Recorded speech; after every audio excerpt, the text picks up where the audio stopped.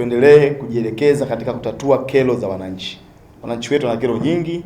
Kwa hiyo tutapanga mambo mengi hapa, lakini baada ya vipango hii ambayo tunafanya kwenye baraza, basi twendeni tukatatue kero za wananchi kwenye maeneo yetu mbalimbali ambayo tunayo. Lakini jambo la tatu, umoja na mshikamano.